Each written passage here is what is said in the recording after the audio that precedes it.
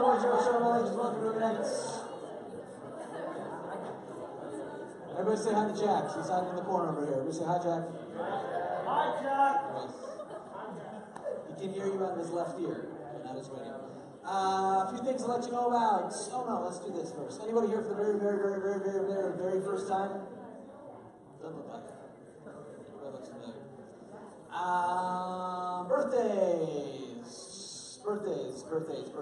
Birthdays. Jonah Goodlands. You had a birthday. Come on up. Any other birthdays this last week? Any birthdays? He did, but he danced without you. My mom did. So, January 12th, she's good. She's good? Yeah, right? Yeah, I remember this. Alright, is Jonah all by himself tonight? Alright, you know how this works. Hannah, lead us out. There we go.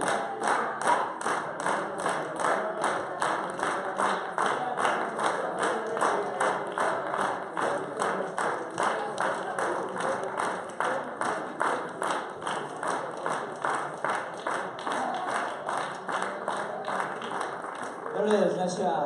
Alright, who's going to come up and thank the Lord for the life of Mr. Jonah Goodland this evening? Who's going to take the honor? Jacob, come on up. Alright, let's all pray in agreement with what Jacob's about to say. Okay. Dear Lord, I thank you for this day today, and I thank you for everything you blessed us with. And I thank you for blessing this church with Jonah, and that he's another year older. And I pray that we would all learn something tonight about you. And happy birthday, Jonah. In Jesus' name, amen. Amen. Job well done. Thank you. All right, I think we got announcements. Yeah.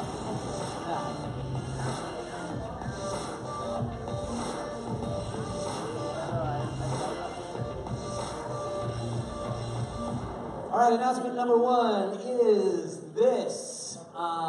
If you're going to Chick or to Houston, fundraising season has officially begun. If you were not here for our meeting on Sunday and did not pick up coffee order forms, they are on the kiosk out in the entryway. If you have questions about how to go about selling those coffee, let me know, and I would be happy to answer any questions you might have. But the forms are out on the kiosk, so grab some with you before you go. Speaking of our trips, we have also entered official support raising season as well. If you want to get a jump start on how to send out support letters, yesterday there was an email, it was also put in the Facebook group, a video on how to send out support letters, as well as the support letter packets. You've got 4 things that need to go in each support letter packet as you mail them out. So ask me if you have questions.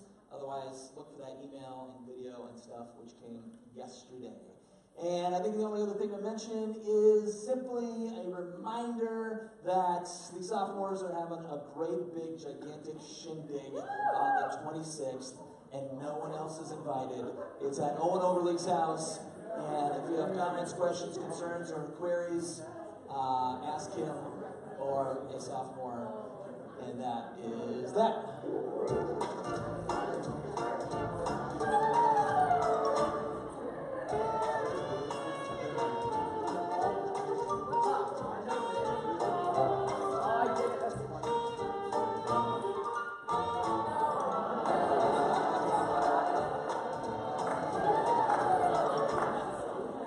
That's good. That's good. All right, I think, yeah, we get to hear from one of your favorites and mine. She comes all the way from the left side of the room, and she goes by the name of Ruby Briscoe. Ruby, you need a stand? You need a piece of change? You need a stand for Ruby. Yeah!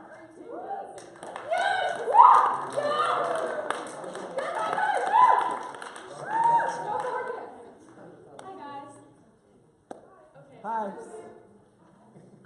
me a sec. I'm just gonna pray real quick, so can y'all bow your heads, please? Dear God, I just pray For peace right now, for everyone in this room, I know like stress in school is all happening right now. I pray that you can speak through me right now and through my life. And in Jesus' name, amen. Amen. Okay, so hi, my name's Ruby, like that says. I'm a sophomore in Maple Grove this year, and I'm a small group leader here. This is my first year getting to do that. Let's see, until about 2 years ago, I've lived a very average, uneventful life. I grew up in a Christian household. I grew up like, doing theater and singing, and I went to Sunday school in Awana every week and Covenant Pines every summer. I was always worried that like my prayer and everything wasn't good enough, and like I said the prayer to accept Jesus into my heart like dozens of times growing up, because I always worried that it wasn't good enough, which, like, worrying is kind of a common theme in my life. When I was in 6th grade, I stayed behind on U-turn night at camp, and I said the prayer again, and that time it felt, like, real, like, I finally felt like my own, and, like, I could really start my own personal relationship with Christ. And that was in 6th grade, I think I mentioned. And then from then until the summer before my freshman year, everything was really great. I was really happy. I had a really great group of friends. I felt really strong in my faith. And kind of sidetracking from that real quick, I feel like everyone in their life has an event or two that like kind of shapes them as a human being. I kind of call them like heartbreaks. It doesn't always have to be like a physical heartbreak, obviously. It could be like the death of a friend, unfortunately, or your parents' divorce. Something that like shapes who you are. So right before my freshman year, I had my first like traumatic event that shaped who I was, or my first heartbreak. Something happened where everything I had the past couple years that were a constant in my life, like disappeared. Like my God-centered friend group that was like a family to me, that I had centered my whole life around. My close relationship with God and my happiness, like, all kind of disappeared within a matter of seconds. I felt empty and I felt really alone. And I was kind of in this funk and this daze of like self-hatred and loneliness and depression for like a little under an entire year. And like I clung on to friends that weren't good for me. I started like drinking and smoking and like anything I could do to like numb the pain. But obviously that just ended up making me feel worse about myself. Yeah, like I was so, like I would do anything to, because I was so alone, I'd do anything to make people like me, because, I don't know, that's kind of my motivation in life. Like if not every person in the entire room like likes me, then it kind of destroys me for some reason. So yeah, I was so depressed. I had suicidal thoughts. I worry about everything. Like worrying is a common theme in my life. I mentioned. I worry about everything, you guys. It's so bad. Like if you ask me like what I'm worrying about today, like I could list off the whole thing. Sorry for that sidetrack. But yeah, so I was really anxious, and I had no relationship with God whatsoever. Until I decided to junior council at camp this past summer, which I wasn't really looking forward to doing that because I had no relationship with God myself. I was like, how am I supposed to lead these kids? It ended up being that as the kids I was leading were growing in their faith, I was restoring mine, which was really great. I met some really great friends that cared about me. I reconnected with some old friends from school this past year because I was so depressed the past year. I pushed everyone out, and I didn't really have any real friends. I now have a good group of friends, so that's cool. I've been working on myself a lot this year, and I've learned so much about myself. Also real quick, I feel like there's a lot of like stigma about this, so I just wanted to mention it. But I started seeing a therapist this year, and which is completely normal, by the way. And if you're like depressed, I really recommend it because it really helps, and it gets better. And I know it's cliche, but it's true. Yeah, So my relationship with God isn't exactly where it was 2 years ago when it was at its peak. I still often doubt him and his plan, his existence even sometimes, but I'm working on it and I think that's what matters. So I just wanted to share two of my favorite verses with you guys real quick. The first one is Jeremiah 29:11. Really basic ones, you probably all know it, but it's for only I know the plans I have for you, plans to prosper you, not to harm you, plans to give you hope in the future. That really helped a lot while I was going through this rough patch in my life, just knowing that everything happens for a reason. And then my second one is Romans 8:39, and it's neither height nor depth nor anything else in all creation will ever be able to separate us from the love of God that is in Christ Jesus our Lord, which just basically means obviously no matter what you've done, where you've been, what's ever happened to you, nothing will ever make God love you less, and nothing can ever separate us from Him. So that's my testimony. And sophomores, go to the Owens party. Yeah, okay. Woo! Yeah, okay. Woo! We are going to play a little game. Oh, no, we're going to have God moments. We're going to have God moments. Then we're going to play a little game. So, this is open mic night. If you have something that you want to share, cool, that God has done in your life, that you have witnessed, that you have experienced, you have the floor. So, does anybody have a God moment that they would like to share? If so, on up. Come on up. Come on up. So much walking. As she runs. Stop, I'm such a I'm alive. Yes. No, okay, it's the backstory of that. So I think you guys all know that I was really sick last week. I don't know what happened. But I digress to say that, I'd say I'm 80%, but throughout the week it was getting better and better and better. And so I had coughed up blood. So that's pretty cool. Praise God.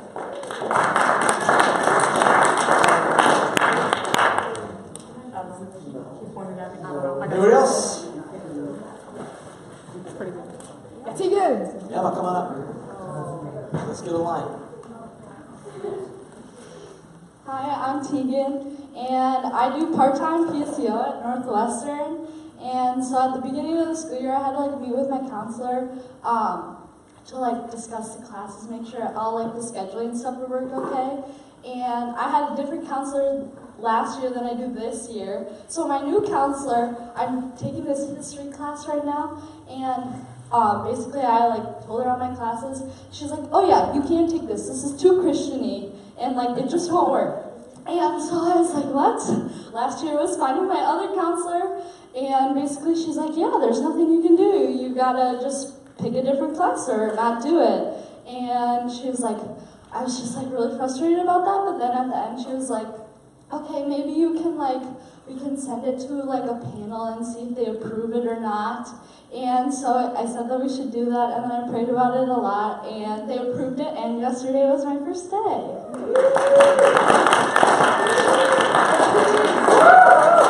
So I kind of have two God moments. One, I had my first finals today of the semester, and man, did I cry. I did not want to go. No. And I was really upset about it, and I just kind of gave it to God, because I don't know, there's nothing you can do about it, that kind of thing. And then most recently, specifically, it was Monday. It was Sunday.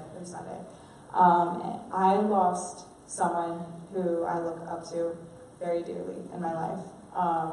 And that has been really hard on me. I've been having severe grief about it, and I've just been moping. I've just been really depressed about all of it, and just seeing her pass. She was only 46, and she just meant so much to me. And she inspired me to do a lot of my music. But I'm giving that to God as well. And I don't know if you call those God moments, but to me that is, and it's just, saying like, I can rely on Him and He loves me through it all. So, yeah. Hey, I'm Drew. Probably a lot of you guys know that I just switched schools this year, so pretty cool miracle itself. But anyways, part of the reason I left was because my lacrosse team was just not very nice to me, and it was really hard to play the sport, and I just hated it, and I didn't have any confidence or anything. And so captain's practice for Maple Grove lacrosse started a month ago, I think, and it's awesome. And I was scared to go out first, but now it's the best thing ever because I'm not confident anymore. You know what I mean? Yeah.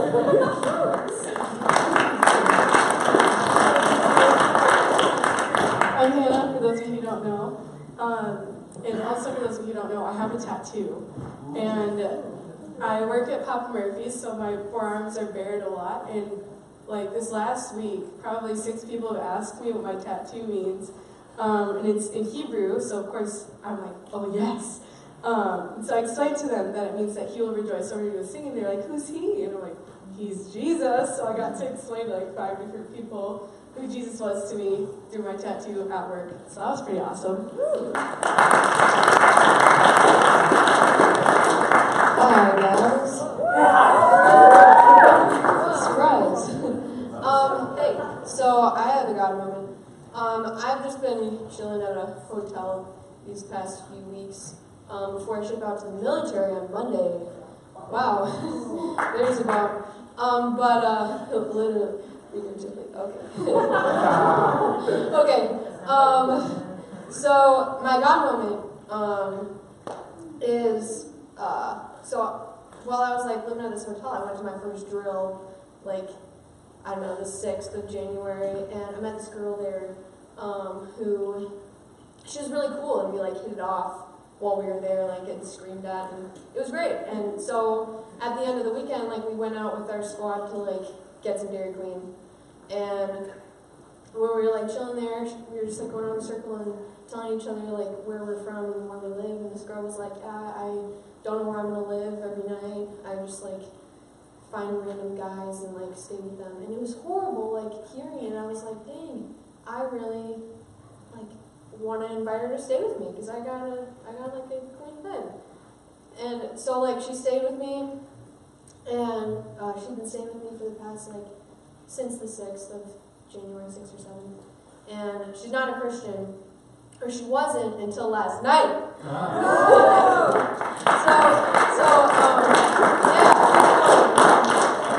last night, I don't know, we were talking about God and religion, and she wasn't interested. And then I started showing her some of my music, some of my Christian rap music. She's like, Christian rap sucks, it's all so lame. And so I showed her some NF, and then I showed her I don't know, Tadashi. And she was like, oh, this is so cool. And then I showed her this one song by NF that relates to her. I knew that it would relate to her life, and she just started crying. She was like, oh man, that's so deep. That really hits me. And then I told her the gospel, and she was like, oh yeah, I want that. So we prayed, and then she was listening to Christian music all day today. It was so cool. So that's cool. Come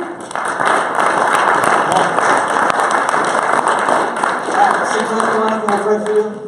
Come on up, we'll pray for you. So you say military, explain that to the layman in the room. What does that mean? Tomorrow you going to the military? What is the military? Well, yeah, I'm going to the Army, National Guard, and I'm going to be a artillery vehicle specialist, so I'm going to drive tanks. But that's not what I'm actually going to do, for my 6-year, 8-year contract.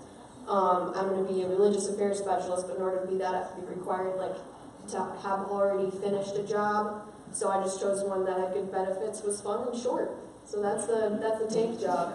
I don't know. But no, the job I'm actually going to do is religious affairs specialist. So I'm the Christian therapist. This is a different way to put it. People soldiers specifically who have like PTSD, suicidal thoughts, depression. They come and talk to me. They have one for each religion represented, but so they talk to me, and then I give them like my Christian advice, or just listen to them whenever they need. And then if it's like something that is like they really, really want to talk to the chaplain, then I'll like schedule meetings. So there's some administrative, but it's mainly like talking, and I get to lead worship as a religious affairs specialist for the church services. So that's going to be awesome. I'm really excited. Pray for me. Where are you going? Where are you headed? Missouri. Fort Leonard Wood. Misery is what they call it. It's the worst one. So, yeah, pray. Alright, so, if you want to come up and lay hands on Sinclair, come up and do that if you think she's pretty cool. Otherwise, you can put a hand out like this, and we're going to pray for her right now.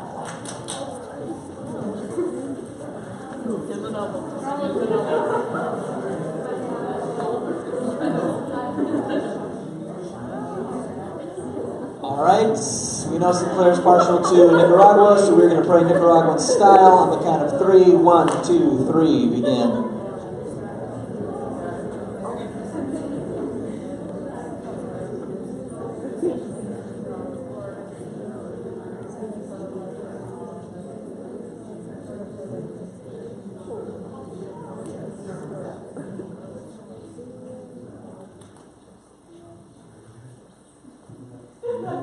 Amen, amen, amen. Thanks, guys. Thanks, Sinclair.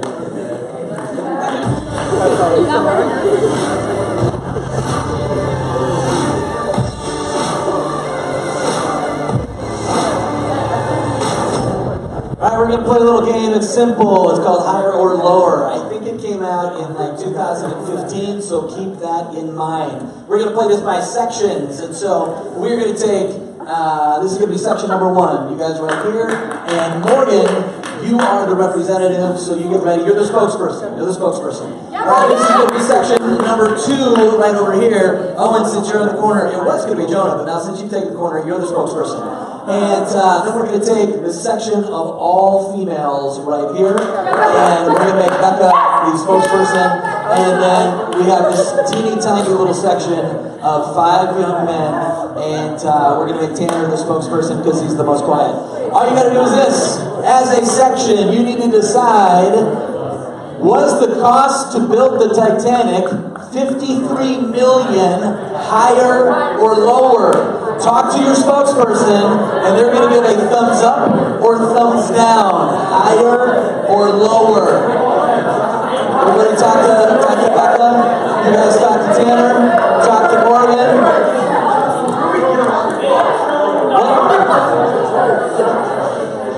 I'm going to say no, that's not adjusted for inflation. I don't think. All right. And whoever's sitting next to the spokesperson, you have to keep score. You got score. You got to remember your team score. Remember your team score. Remember your team score. Remember your team score. All right. Morgan, is your section saying higher or lower? She says lower. Owen, what does your section say? Lower. Says lower. Higher. Lower. We got 3 lowers, 1 higher. It is lower. $7.5 million. $7.5 million. So the section of women, you are now trailing 0-1. Next question. The budget of the movie Avatar. Raise your hand if you have not seen Avatar. Raise your hand if you've not seen Avatar. All right. $250 million, higher or lower? Talk to your spokesperson.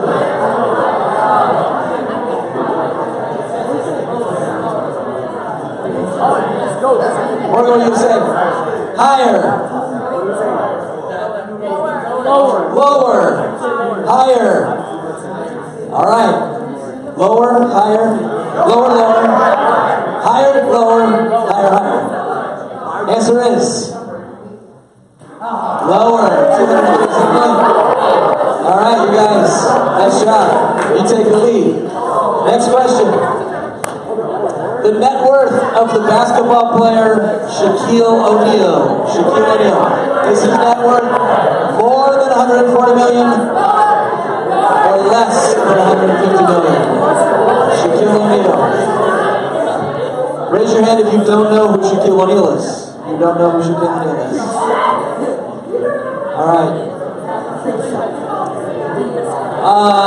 Owen, your group. Higher or lower? We got higher. Higher. Higher. Everybody says higher. Everybody is wrong. 135 million.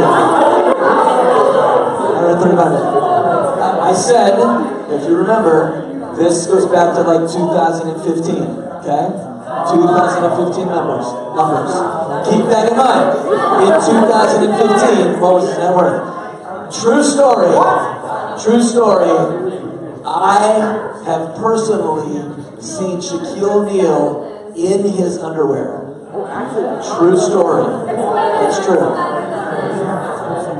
A commercial spot for the 2014 Super Bowl. Was it higher than $3.5 million or lower than $3.5 million? In 2014. Higher or lower? Becca, what does the Amazon women say? They say higher. Higher. Morgan.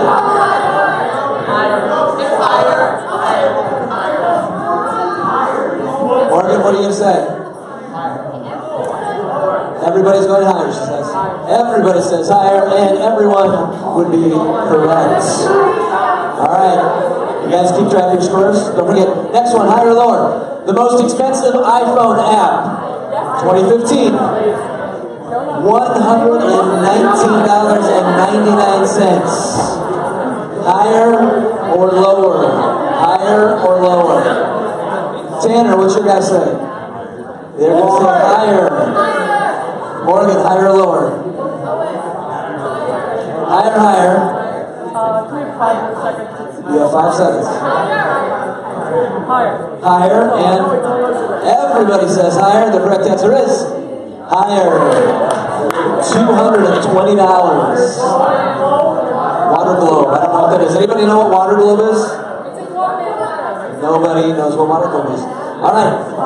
The price of the first car. Higher or lower than $532? The first car, higher or lower? Morgan, we're coming to you first. She says lower. Higher. Way to go out on a limb. The correct answer is higher. The men stand alone and get the points. Nice job, $850. Next question. The hourly rate of the 1963 minimum wage. Minimum wage in 1963. Higher or lower than $1.50? Owen, your section. Lower. Becca, your section. Higher. Lower. One group says higher, everyone else says lower. The correct answer is lower. $1.25 minimum wage. That's a good deal. How many people work for McDonald's in 2015-ish? How many people work for McDonald's? 1 million, higher or lower? I think I'm going to start over here. Morgan, what does your section say?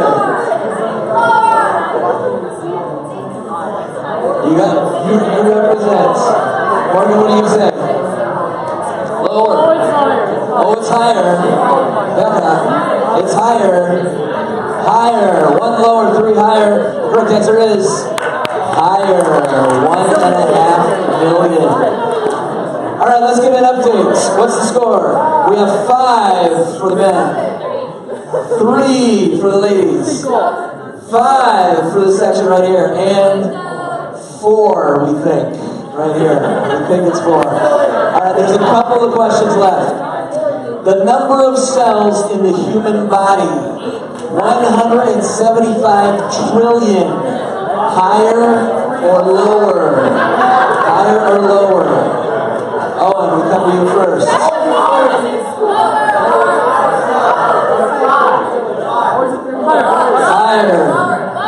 Higher.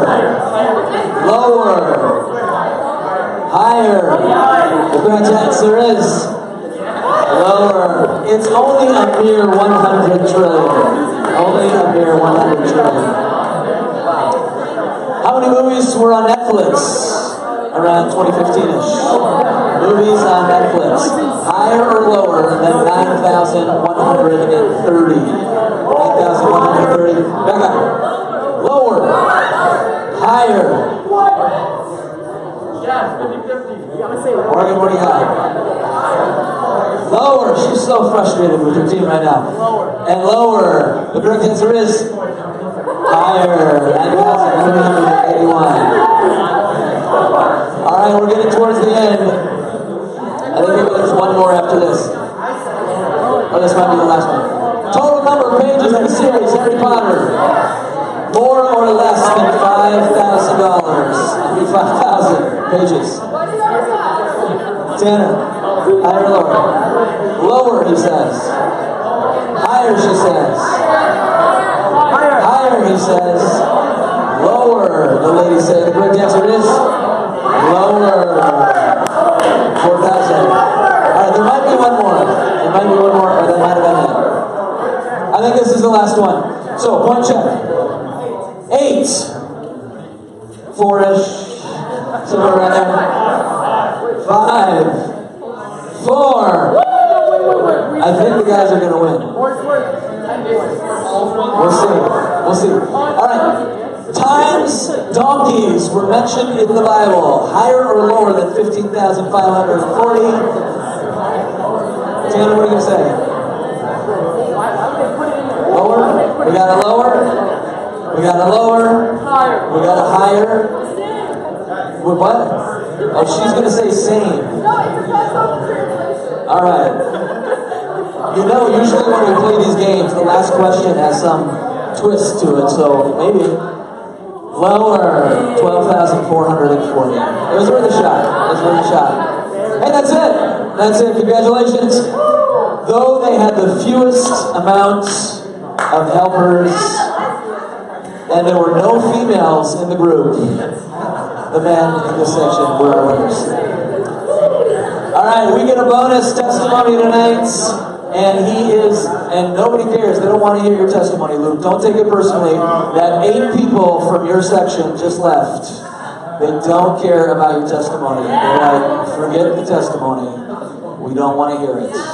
So, I'll go look into that and see what happens. So, this is our new intern. He's intern number 2.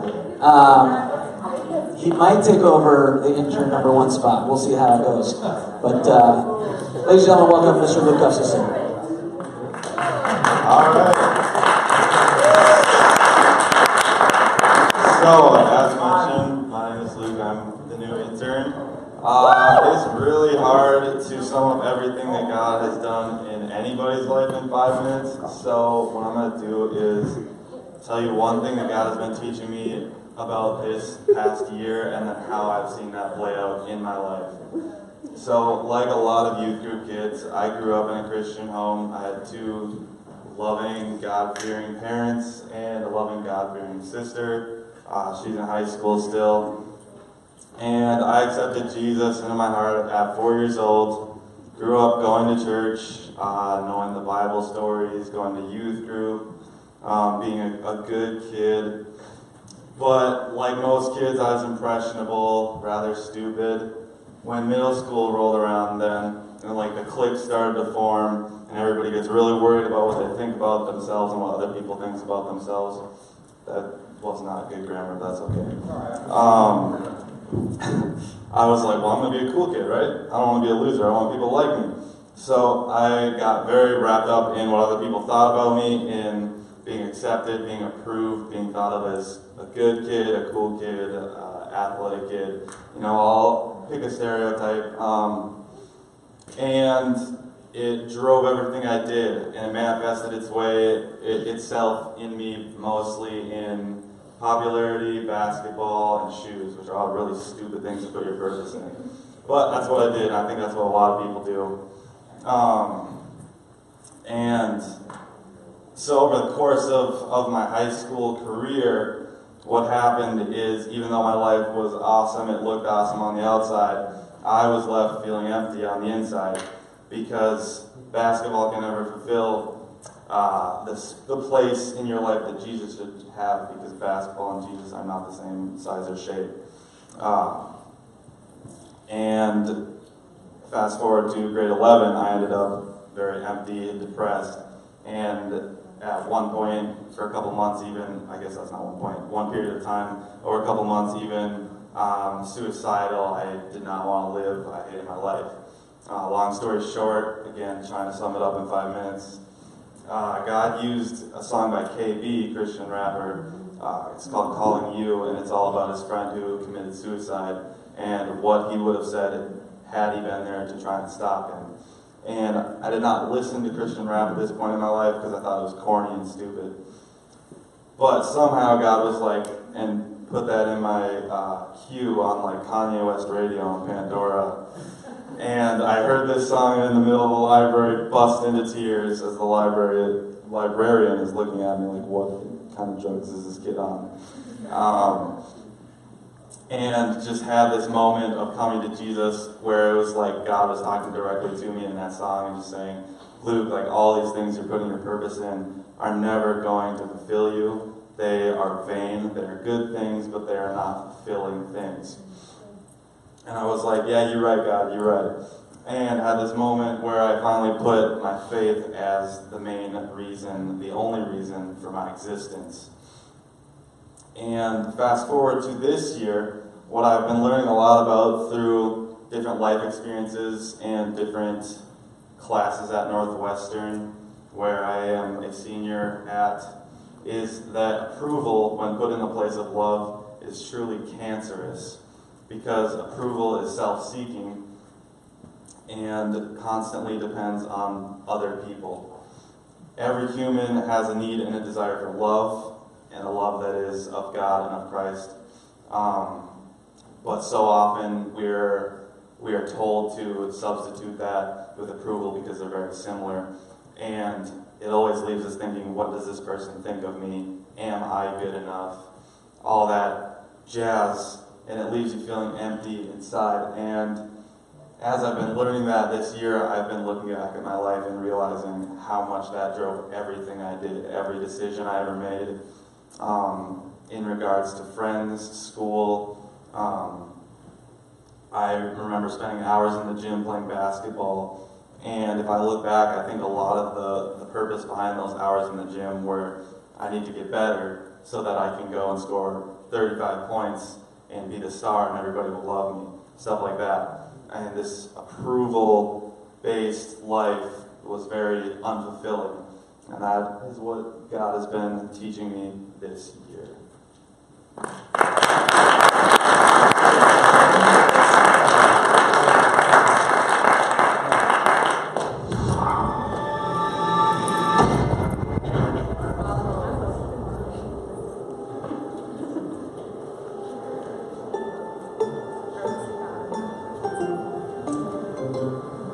If you ask 100 people what the opposite of love is, 99 of them will probably say what? Hate. Hate is awful. It corrupts, it wounds, it destroys, it messes everything up. But there's another word that I would like to propose that is more dangerous than hate, and even more fitting for the opposite of love, and that's apathy. Webster's dictionary defines apathy as the lack of feeling or emotion. It's basically not caring. Jesus says in John chapter 13, verse 34, a new command I give you, love one another. As I've loved you, so you must love one another. By this, everyone will know that you are my disciples, if you love one another. Jesus says when you love others, people see something different in you. A survey taken in 2010 said there are approximately 2.8 billion Christians in the world. That's nearly a third of humanity that calls themselves Christians. If there are that many of us in this world, then why is the world still struggling with the same problems? If Jesus calls us to be his hands and feet, then why? But the Christians of this generation will decide enough with apathy, enough with being lukewarm Christians, enough with the status quo, enough with taking a back seat. Then this world would light up with the love of God, and people wouldn't ask the question about God letting bad things happen. They would ask this question: how can I be a part of what these people are all about? Let us be known as a generation who says that we're going to be the hands and feet of Jesus in this world and make a difference by bringing the kingdom of God into all the broken places in the name of Jesus.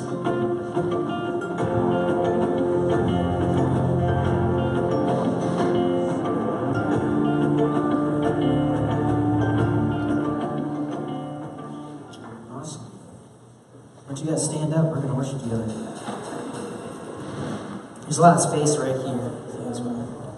Yeah. Feeling the space a little bit. It's good for you.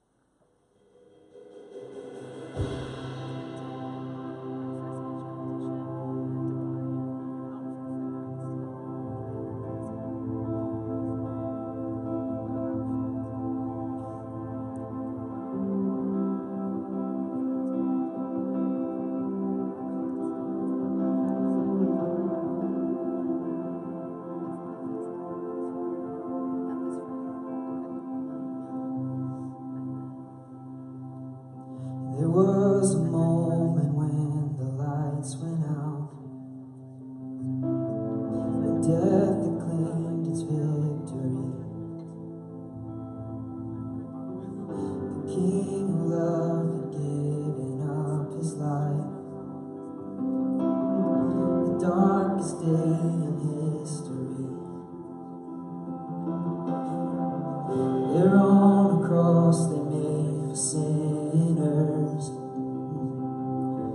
For every curse his blood atoned. One final breath and it was finished. But not the end we could have known. For the earth began to shake, and the veil was torn. What sacrifice was made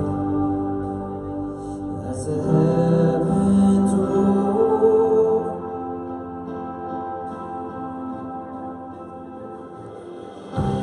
Oh, hail Jesus! Oh, hail the Lord of heaven and earth!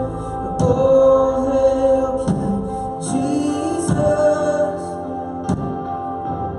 Oh, hail the Savior of the world!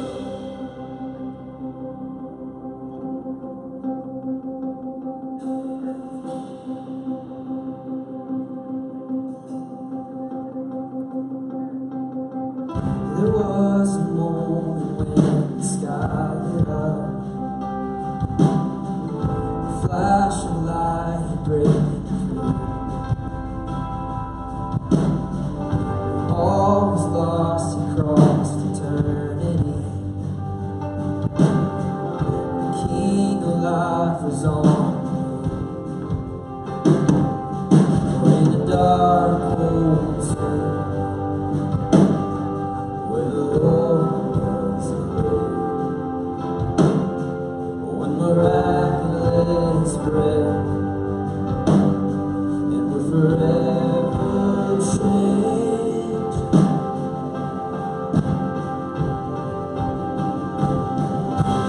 Oh, hail King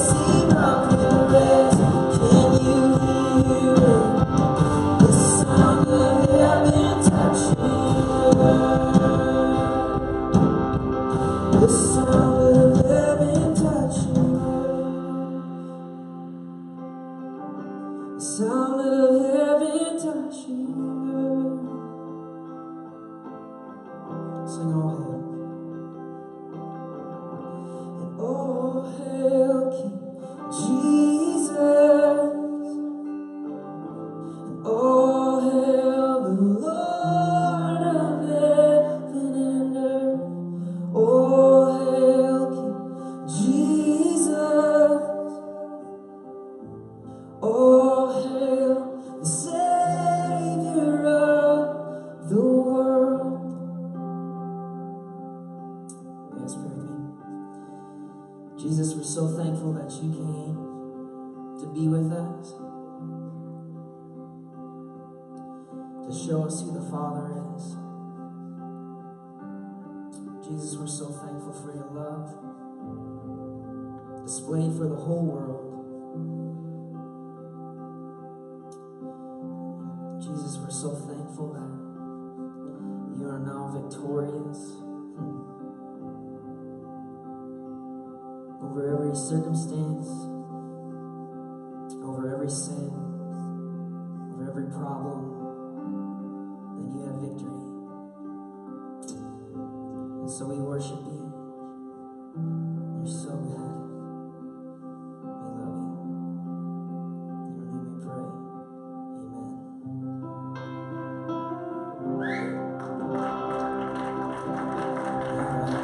You guys can grab a seat for a second before we head to our small groups.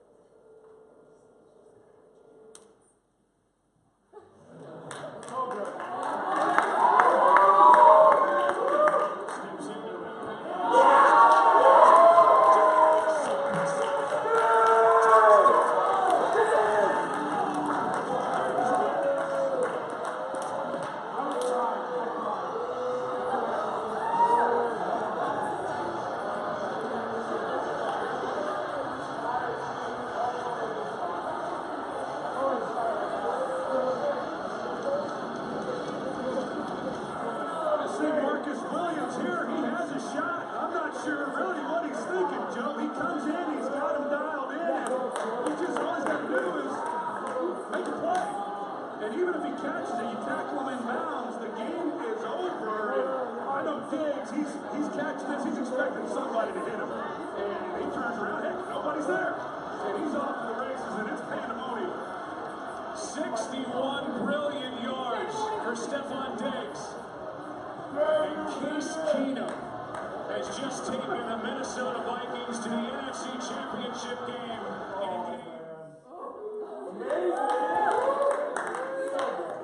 All right, raise your hand if you did not see that until just now.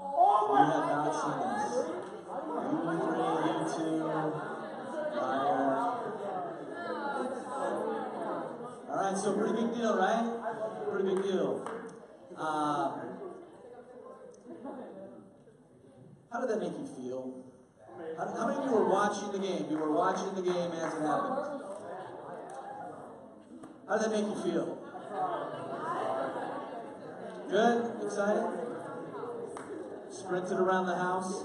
Yeah, the other thing, so I wanted to show a clip of all of the viral YouTube videos going around right now of Minnesota Viking fan reactions from their house when they're shooting their selfies and all the celebrations.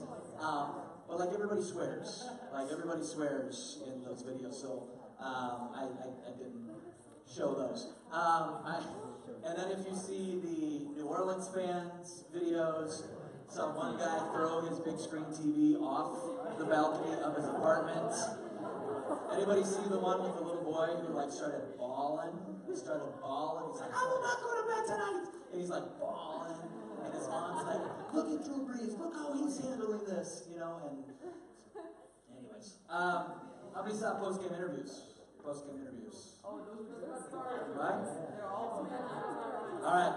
I know how you guys felt when you saw the game and the celebration. Wondering how you guys felt when you saw this, if you saw this. Okay, you gotta take us through what is the best play of your career. 10 seconds, 30, 10. ends. Walk us through what happened after that. I ran around, my QB gave me a great throw. God took care of the rest. He watched the play. A guy ran into another guy. I give all the glory to God. I give him the praise on this great Sunday. What was going through your mind? Were you looking at the Jumbotron? You started to run out the tunnel. Explain everything that was going on once you crossed the end zone. I still don't know what just happened. I really don't. All I can say is give it to God. Because without him, nothing is possible, and I wouldn't be here, so damn, that shit feel good. This Vikings team felt, thinking that the Saints had just gone up, and you guys needed something miraculous to happen. Since I first got here, I never stopped working. Today was when all the work paid off, and God put me in a position, and I just try to take advantage of my opportunity.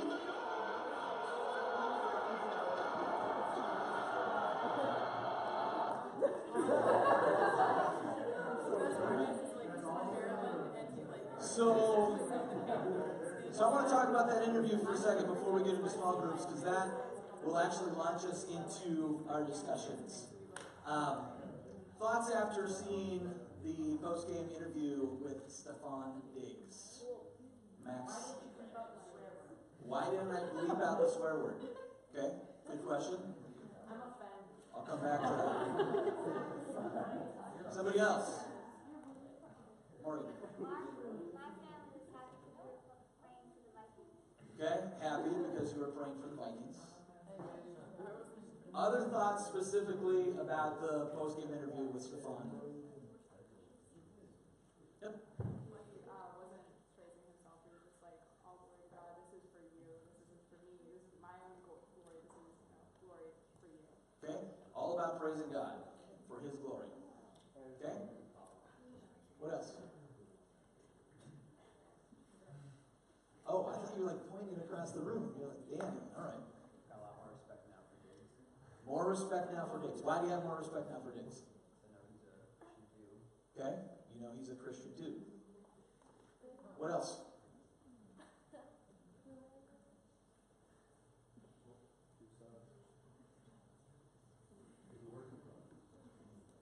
Mr. Wayne says he's a work in progress. Okay, what does that mean? He's getting there. He showed us his humanness along with he was. I'm gonna bring a microphone up. You're kind of in the shadow here. I mean, he was really trying. He was praising God. I mean, it's in him, but obviously the emotion took over his humanness, and he threw out a swear word at the same time, which kind of conflicts with the message. But he's a work in progress like the rest of them. Okay, thank you. Any other thoughts? Allie, what do you want to say? Well, this doesn't really have anything to do with that, but I checked out a Viking at Lindsey Bradley's. It's Kyle Rudolph. Nice. She checked out Kyle Rudolph. Did everybody hear that? She checked him out. So, Danny wants to know how he was. No, you said you checked him out. No, you said you checked him out. He was buying milk. All right. Any other thoughts after seeing that post-game interview? Sadness? Sadness because of the outcome? We won't talk to that section. So, yes, Hannah. Blake called it last week that they would lose, and they didn't lose. Oh, yeah. So, okay.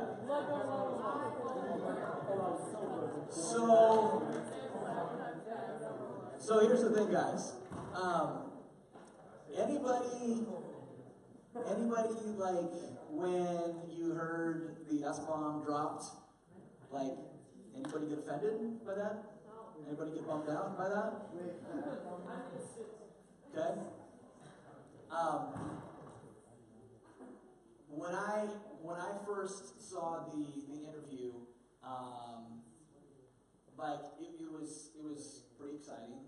And then when he dropped the S-bomb, I'm just going to be honest and say part of it was like, bummer.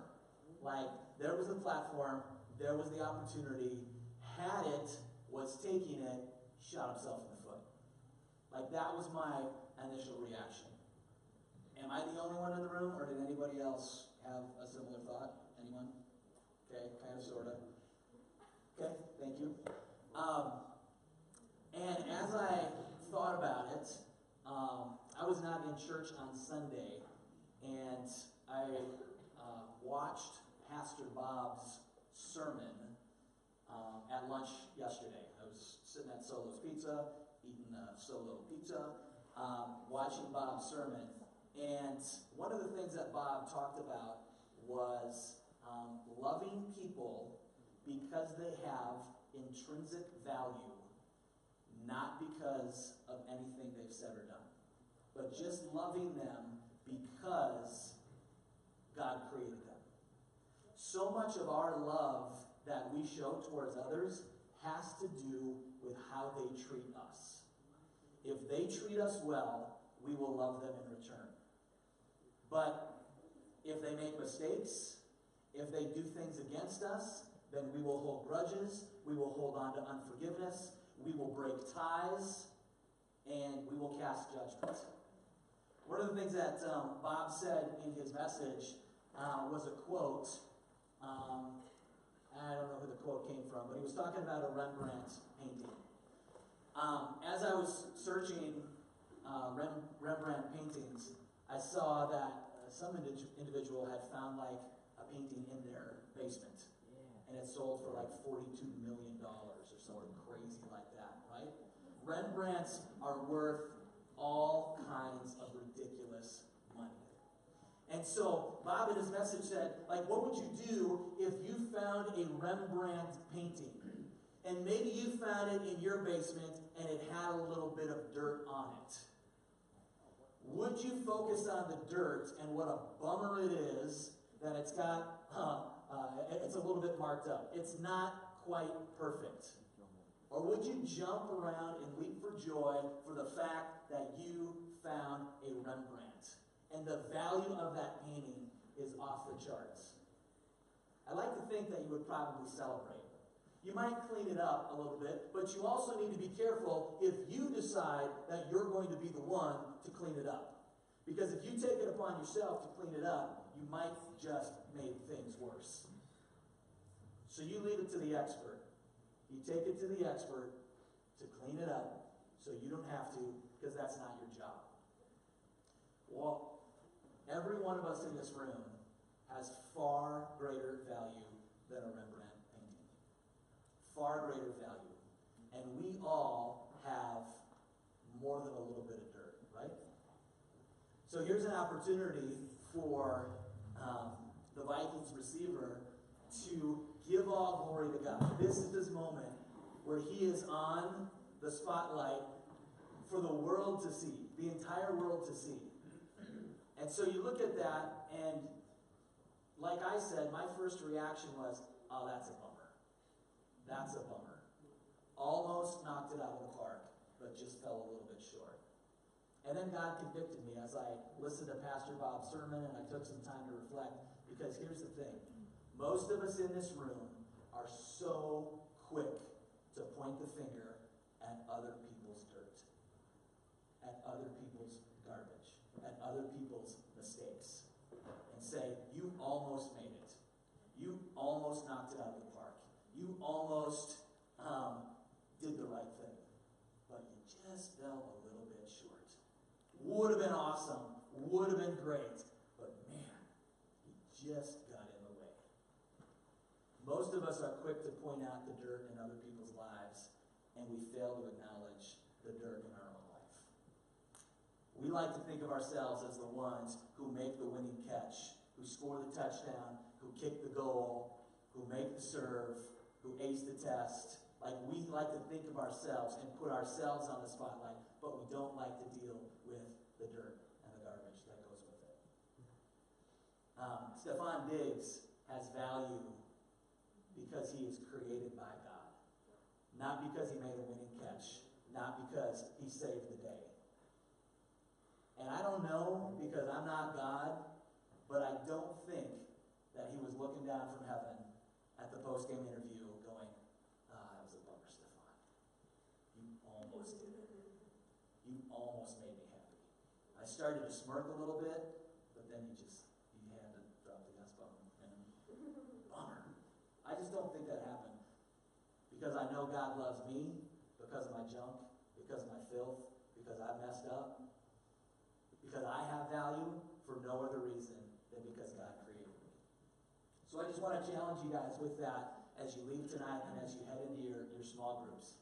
Number one, think about the person next to you, and don't be quick to point out their dirt without acknowledging your own. And love the person next to you, because for no other reason, they are created by God.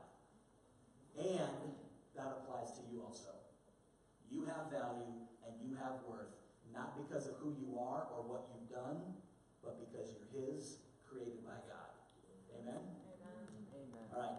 You can head on into your small groups. There are questions on the desk if you need them.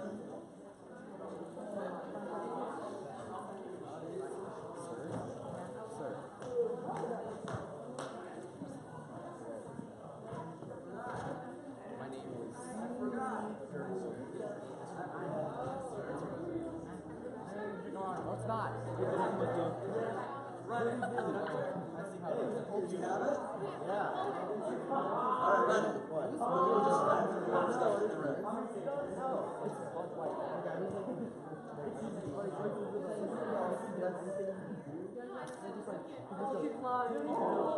couldn't come early. Yeah, I just don't even. Wait, I saw them. They're all You guys can have your seats. All right, ready? Hold on. Be my witnesses. Stop. Not here.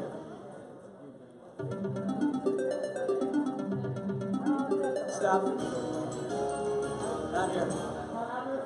Craig, I've never won. I've never won. I've never won either, Craig. Don't listen to him. Stop. Not here.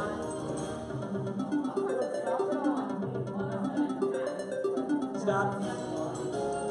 Not here. Running. My name's never even up there. When you look at it, it never pops up. I saw yours. Stop. Oh, I saw mine. Not here. I was blown away. Stop. Here. She's here. All right, well, here's the question. Did she turn in her cell phone? That's what we got to find out. I don't know. Did she? Did she? I don't know. Did she turn in her phone? I don't know.